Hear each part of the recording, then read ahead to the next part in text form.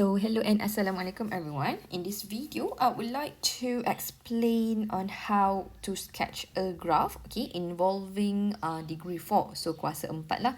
Right, so let's just straight away go on how to sketch the graph, okay. So soalan memang dibagi seketul macam tu. Sketch the graph of the following function. Dia tak cakap pun awak nak kena cari inflection point dulu ke, extremum point dulu ke, the y-intercept apa-apa ke and so on. Dia just cakap sketch the graph of the function. Okay, so bila kita nak sketch the graph of degree 4, ada beberapa benda yang awak kena cari.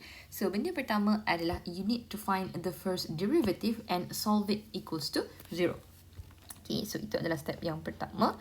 So I have f prime x equals to 0. Sorry, equals to 12x cubed minus 12x squared. Okay, so settle dekat sini. So sekarang kita nak solvekan dia sama dengan kosong. So I will have 12x cubed minus 12x squared equals to 0. Okay, so let's simplify this one first before kita nak press any calculator ke. Okay, so saya boleh factor out 12x squared keluar.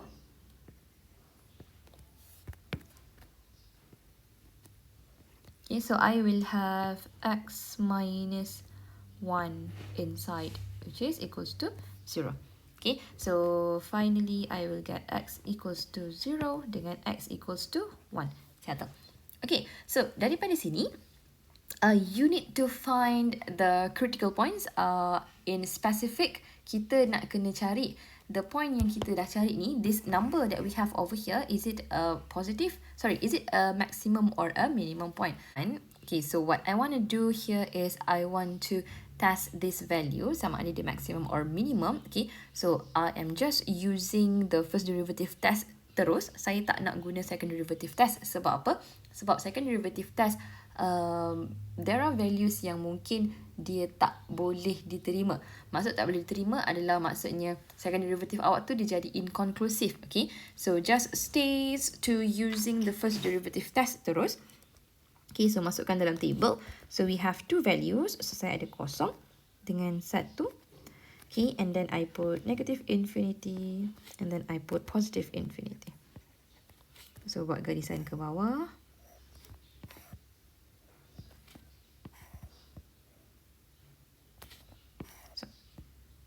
Okay, settle. So jarakkan sikit. Okay, right, so let's do the rows. The first one for interval, second one for test values, and then the sign for your first derivative, lastly is the shape. Okay, so the first one adalah interval.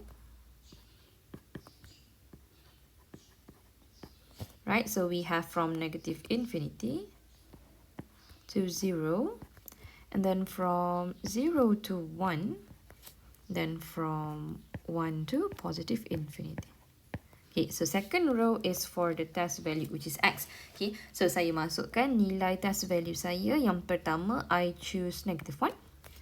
And then secondly, I choose in between 0 to 1 is 0.5. Okay, and then from 1 to infinity, I will choose just 2. Okay, so now let's see what is our sign for first derivative. Okay, so from here, I will get a negative value, right? And then from 0.5, I will get a negative value as well. Okay, and then lastly for 2, I will get a positive value. Okay, so from here, bila awak tengok dekat sini, alright, so you can actually see that the shape of your gradient, the first one is negative. This is negative. Oops, sorry. This is negative. Okay, and then this one is negative, so dia turun ke bawah as well. Right, and the last one baru dia positive naik ke atas. Okay, so from here, kita boleh nampak, we can actually see that this 0, it gives a negative and then dia turun ke bawah lagi negative. Okay, so this one is actually an inflection point. This is your inflection. Sebab kita ada satu yang turun ke bawah and then dia jumpa inflection point, dia turun ke bawah lagi. Okay, so it's going down and it's going down lagi. Right, so yang this one obviously dia adalah a minimum point lah sebab dia pergi ke bawah and then jumpa satu baru naik atas balik. So that is a minimum point. Minimum. Okay, so we know that x equals to 1 will give us the minimum point. So you need to find what is the values of x. The values of y lah. So when x is equals to 1,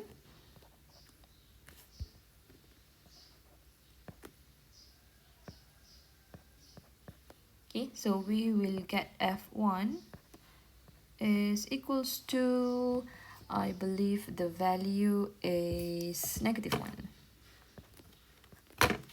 Okay, so dapatlah minimum point kita.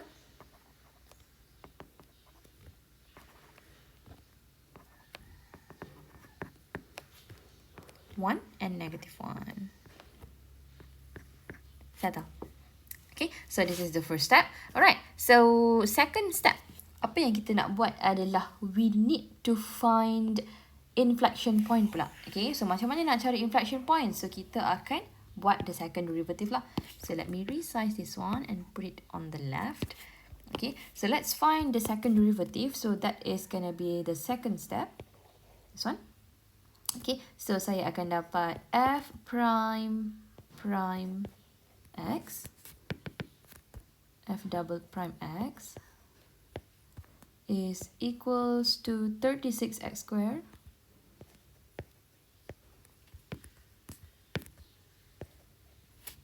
minus 24x. That's it. Okay, and then from here we are going to solve this second derivative equals to 0 because we want to find the inflection point. Okay, so remember the first step is to determine the extremum.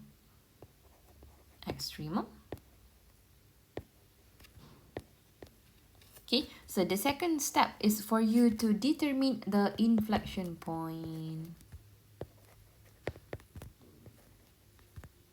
Okay, so kenapa kita nak kena cari inflection point? Dekat sini bukan dah tahu ke satu inflection point? Yes, betul. We already know one inflection point dekat sini.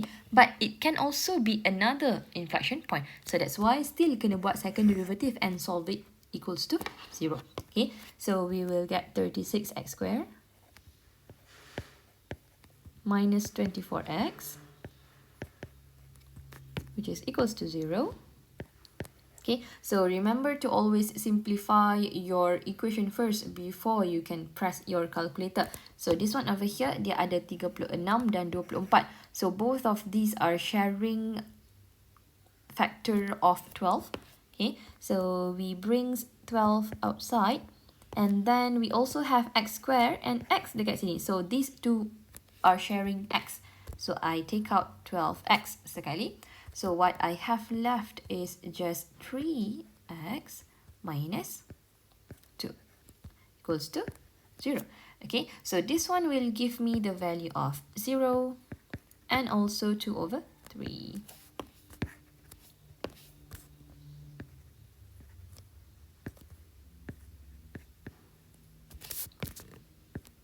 Settle. Okay, so from here, let's do a test. Okay, so to determine whether this value of 0 and 2 over 3 are our inflection point. So yang ini memang betul dah. This one already clear that it is an inflection point. Okay, so kita nak tentukan yang ini pula lagi. Tapi jangan disregard this 0. Masukkan sahaja dalam table. Okay, so ada sebabnya kenapa. Right, so let's do a table. So it is from 0 and then you have 2 over 3. Okay, so positive infinity, negative infinity. Okay, so let's do the line.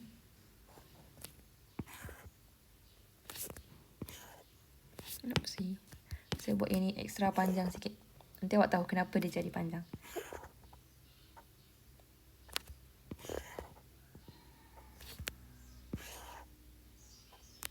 Okay, so the rows, interval, test value, sign for first derivative, And then it's gonna be, oh sorry, sign for the second derivative. Okay, settle dekat situ. Right, so this one, let me adjust it a bit. Okay, so let's put the column. So the first one is gonna be interval. Okay, so ingat balik macam mana hari tu saya ajar to find inflection point. Okay, so the first one is the interval. And then the second one is the test value. While the last one being the sign of second derivative kita when substituting the test value. Okay, so the first interval is obviously gonna be from negative infinity to 0. And then it's from 0 to 2/3. And then it's from 2/3 to positive infinity. This one. Okay, right. So test value yang pertama, saya akan ambil nilai negatif 1. And then the second test value is 0.5. Yeah, 0.5 lies in between. Okay, and then last one, I will take 1. Okay, so saya ambil nilai 1 dekat situ. Okay, so tapi saya nak awak cuba elakkan 1. Okay, so why we want to avoid 1? Because 1 is our minimum point. Okay, so elakkan dulu. So let's just not take this value of 1. Don't take it. So take another value other than 1. Let's say saya ambil 2. Contoh, besar sikit. Okay, so now let's substitute this value negative 1, 0.5 and also 2 into your second derivative. Okay, so what do you get from here is you are supposed to get the first one is going to be positive, the second one is going to be negative, and then the last one is going to be positive. Okay, so settle. Right? So kalau tengok dekat sini, you know that an inflection point is when the concavity changes sign daripada before and after dia sampai dekat that point. Okay, so before 0, it is a positive concavity. It's going up. I mean, it's facing up. The concave is facing up. Okay, and then meeting 0, the concave now going down. Okay, so it's facing down. It's negative. So bila dia change sign, maksudnya kita tahulah. We know that this one adalah inflection number. Okay, so this is where inflection happen. Okay, and then daripada negative 1, before 2/3 is negative, sorry. Okay, and then meeting 2/3, it turns to positive. So from negative changes to positive is also an inflection point. Okay, so awak tahulah dekat dua tempat ni kosong dan juga 2/3 is where your inflection point is. Okay, so from here, we know that a positive inflection meaning that your concavity is facing upward. Okay, so graph awak dia facing upward. Maksudnya dia facing ke atas. So bila facing ke atas, bentuk dia adalah like this. Or it can also be like this. Okay, so bila facing ke atas, maksudnya bentuk dia macam ni lah. Because we know that dia adalah minimum point. Okay, so bila facing ke atas, saya pecahkan dia kepada dua bahagian. This one. Okay, and then kalau facing ke bawah, the negative maksudnya dia facing ke bawah. So it's either this one. Dia sama ada ke bawah yang ini. Okay. Or ke bawah yang ini. Okay, last one pun sama, positive maksudnya sama ada ke atas like this or ke atas like this. Maksud ke atas is dia facing upward. So ni facing upward, facing upward, facing downward, upward dengan upward. Saya tak? Okay, so kenapa penting untuk saya buat macam ni? Okay, sebab because in sketching the graph, okay, so we know that positive concavity maksudnya dua ni. So dia boleh jadi sama ada bentuk dia macam ni ataupun bentuk dia macam ni before dia jumpa 0. Okay, so kalau lah contoh bentuk dia yang ini. So maksudnya dia macam ni lah.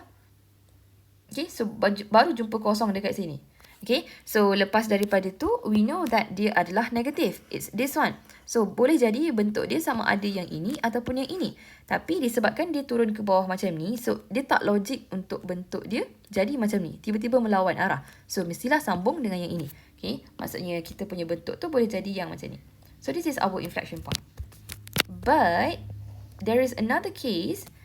Okay, so dia ada case yang kedua in which boleh jadi juga awak punya inflection point tu dia ambil bentuk yang ini. Sebab dia still positive. I mean, before 0 is positive.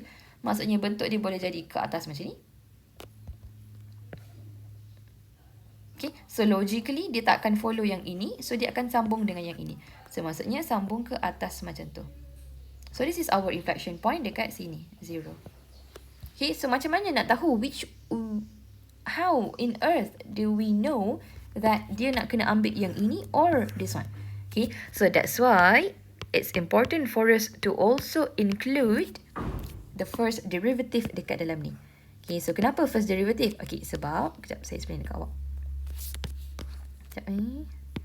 Okay, so why do we need to include the first derivative? Because we know that first derivative is going to tell us about the gradient. Maksudnya gradient dia sama ada positif ataupun negatif. Okay, so if you are looking at this concave up and concave down thingy, okay, so awak boleh nampak dekat sini, this one over here, over left here, dia sebenarnya adalah concave, dua-dua ni adalah concave up, okay. So, tapi dia punya gradient adalah gradient yang negatif, dia ke bawah. So, gradient dia macam ni. Dia negative gradient. Yeah. Okay. While the one on the right, dia punya gradient adalah gradient positive. Okay. So, you need to also find the sign for gradient in inflection point. So, penting sebab kita nak sketch sahaja. Okay. So, masukkan sekali. We need to also include. So, yang ni saya letak ke sana. Okay. So, let's include the first derivative. So, I will have first derivative f prime x, okay. So, masukkan balik this value, and also this value inside this one. Masukkan kat dalam ni. Kita nak test, okay. So, when substituting negative 1, kita akan dapat negative value. Gradient kita adalah negative. And then for 0.5, it's negative as well. Lastly, for 2, it is also negative. Okay, so maksudnya bila kita try to draw the gradient, everything will go down like this. Semuanya akan turun ke bawah. Okay, so bila turun ke bawah, awak kena tengoklah sama ada antara yang ini dengan yang ini. Which one yang kita akan ambil? So, we are going to take the left one.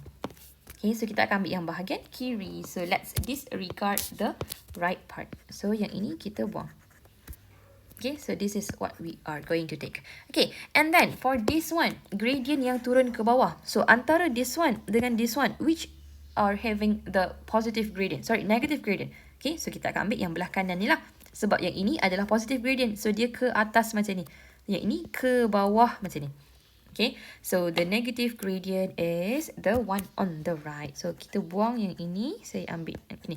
Okay, lastly, bentuk sama je. So, kita akan ambil yang pertama lah. So, kita buang yang kedua ni. Settle. Okay, so sekarang kita dah tahu bentuk. We know that before 0, the shape is going to be like this. After 0, the shape is going to be like this. So, dia sepatutnya akan jadi macam ini, sambung ke bawah. Like that. Yes, betul. Kat sini adalah kosong. Okay, so jom. Let's sketch our graph right now. So, this is the moment everyone is waiting for. Saya lukis graph. Besar sikit.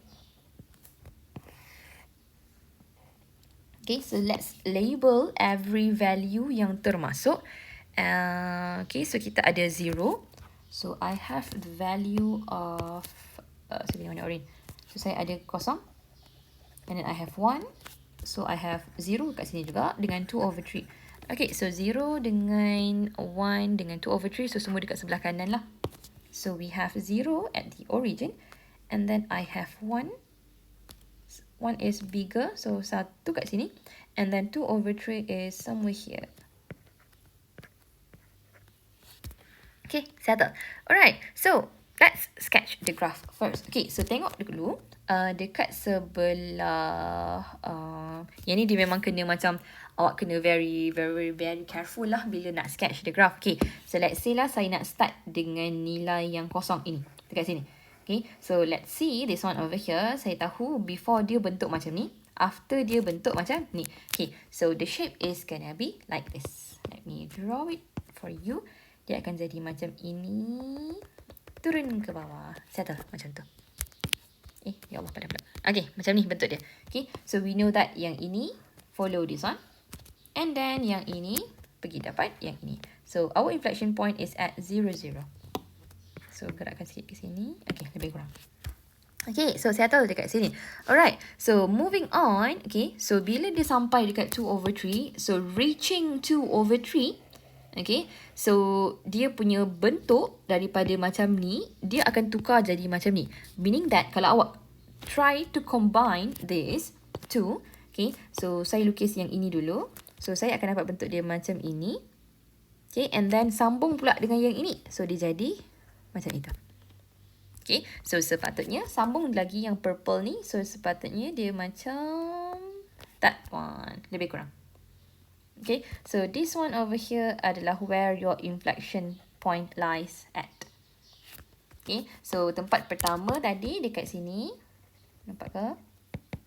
Okay, and then second place dekat sini. This is where our inflection point is. Okay, so settle dekat bahagian inflection. Okay, so bila settle bahagian inflection, let's do for the second part. So let me just write this one. Okay, so apa lagi yang kita belum masukkan? So kita dah ada inflection point, tadi dah masuk. So sekarang tinggal minimum point sahaja lagi. So this minimum point, saya tak masukkan lagi. I have yet to sketch this one. Include it into our graph. Okay, so we have a minimum point pada titik 1, negative 1. 1 is over here. And it is a minimum point. Minimum point maksudnya dia akan jadi turning point daripada bawah pergi ke atas. Okay, so maksudnya I need to continue my function. Graf saya menjadi ke atas seperti ini. Yeah, just like that. Okay, so kalau nak sambung lagi naik atas pun boleh, tak ada masalah.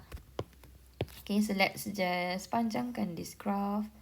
This is gonna be my x. This is gonna be my y axis. Okay, so let's label apa-apa yang boleh dilabelkan. So this one, my minimum point is gonna be at 1, negative 1. So dekat sini negative 1 lah. Okay, and then kalau perasan, kita terlupa nak cari the inflection point dekat mana tadi. So I only found the inflection number, tapi saya tak cari y ni berapa. Okay, so just add your value of x into the original function. Okay, so saya tulis dekat, saya sambung dekat sini, kat bawah ni. Okay, so when x is equals to 2/3 or x equal to 0, both. Okay, so awak akan dapat f0 is equals to 0 as well. Okay, and then when x is equals to 2/3, okay, so you are supposed to be getting the value of, let me see, I think it's negative 2/3. Kejap, so 3 times 2/3 power of 4, and then minus 4 times 2/3 cubed.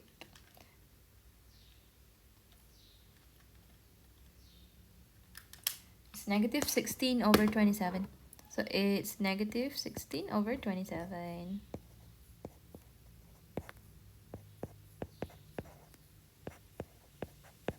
Okay, so we know that these are our inflection point. Nanti awak tulis dekat sini. Jangan lupa buat conclusion. Saya tertinggal tadi kat sini. Okay, kena cari dulu inflection point awak, terus apa? State it. Okay, so now kita hanya labelkan sahaja. So labelkan dekat sini. This one is negative 16/27.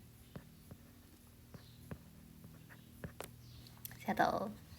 Okay, so this is how our graph looks like. Okay, so it's kind of interesting for me. I really love sketching graph.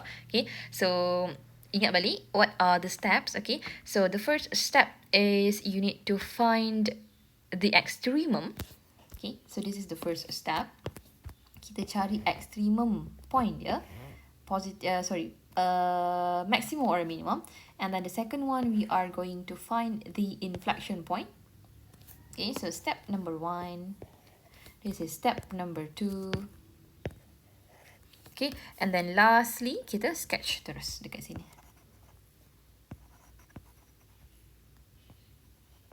This one adalah step number 3 lah. Okay, so if you notice, kalau awak perasan, you can see that we have x-intercepts dekat kita punya graph. So x-intercept yang pertama dah settle. So we have a second x-intercept over here. Okay, so we need to find the values of this intercept. So just masukkan sahaja when y is equals to 0. when y is equals to 0. So we will get 0 sama dengan 3x kuasa 4. 0 equals to 3x power of 4 minus 4x cubed. Okay, so let's simplify this one. Saya boleh bawa keluar x cube. So saya ada x cube and then apa yang tinggal adalah 3x minus 4 equals to 0. Okay, so I will get two values. So the first one is x equals to 0. Second one is x equals to 4 over 3. Okay, so 0 kita dah label dekat sini. And then the second x-intercept adalah 4 over 3.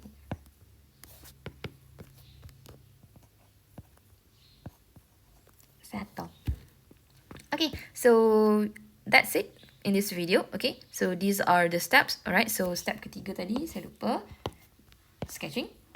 Okay, and the last step is finding x-intercept, x and y-intercept if exists.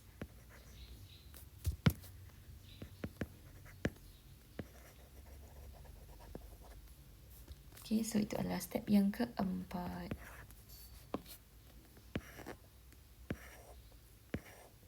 Alright, so that's it in this video. Okay, so I would like you guys to try a question. So, cuba jawab soalan yang ini. Okay, so saya nak awak hantar soalan ini nanti. Saya nak tengok awak cuba. Okay, so that's it. Bye-bye.